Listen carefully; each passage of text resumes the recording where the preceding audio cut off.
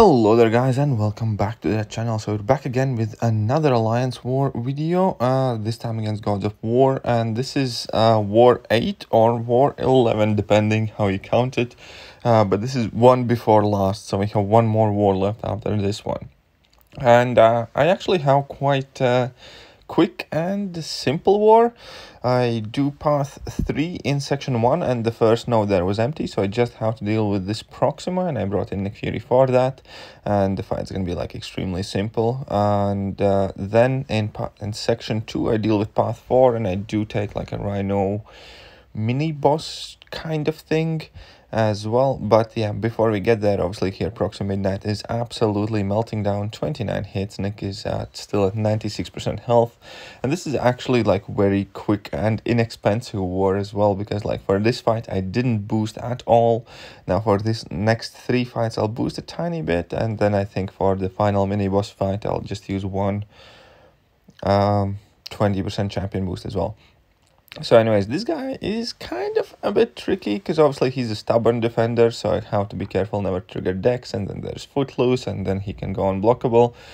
I was kind of thinking of bringing in Guardian. I probably should have, just to try him about, but Venom has synergy with She-Hulk, and that gives them like crit rate, and that is like really beneficial for Venom because his bleeds will trigger more often, and obviously She-Hulk doesn't have the highest crit rate in herself as well, so that will definitely help She-Hulk a lot.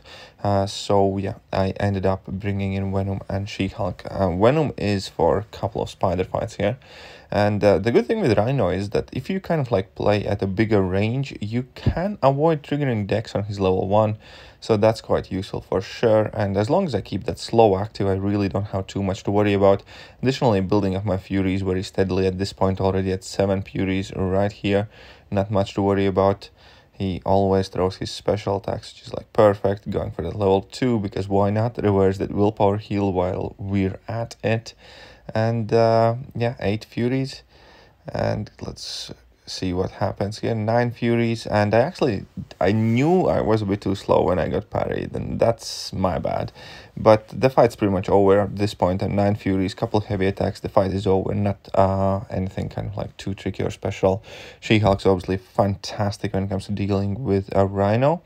Now next fight is gonna be on path 4. And these are the nodes of those steady build-ups, where if I get 3 debuffs placed on me, then they go unblockable, which is fine. I don't mind at all. The node is kind of like easy to bypass for most matchups. And obviously Stealth Suit, Stark Enhanced Spider-Man is a stubborn defender, so I have to keep that in mind. But Venom will absolutely completely shut down his evades. And yeah, Venom's obviously the best kind of like Spider-Man counter in the game. This is actually like second war I bring in Venom. And yeah, man, like he does what he's meant to do. That's about as simple as I can put that. And here we can see that Spidey is absolutely melting away at this point.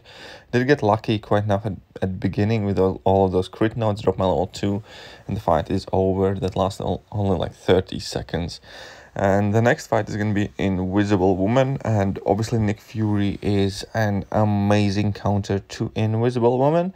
I do have to be a bit careful initially, because she will be placing some debuffs on me, and additionally to all that, obviously I can still miss if I'm below 5 tactical charges, but still we have class advantage and all the other good stuff, so not too much to worry about there.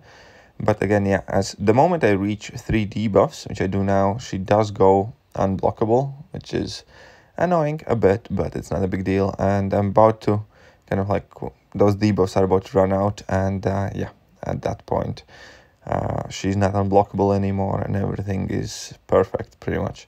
So I drop my level 1, and we can see that she's already kind of like nearly down there, nearly deadish at this point.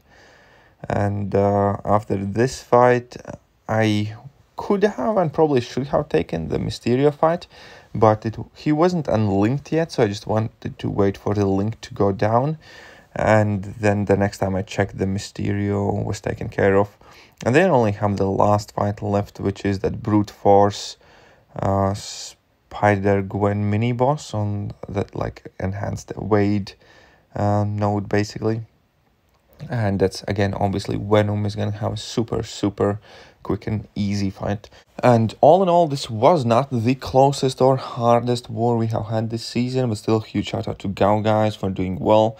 As far as my personal obviously fights were concerned, I did kind of get like a lot of easy fights there with perfect counters, and yeah, no potions being used, only a couple of boosts, and I didn't even like boost that much for this war as well. Additionally, there's only one war left in the season, so I'm super happy for that. We're gonna have some rewards come in a couple of days now. So as this final fight is going down, why don't you head down to the comment section and let me know, how did your season look like? Are you guys happy with where you're placing? What kind of rewards are you looking at to get out of this Alliance War season? But yeah, I'm for one definitely super excited to see where ASR places. Currently we are in the top 3. I hope we can maintain and finish there. But that will do for today's video, and I'm gonna catch you guys soon. See ya.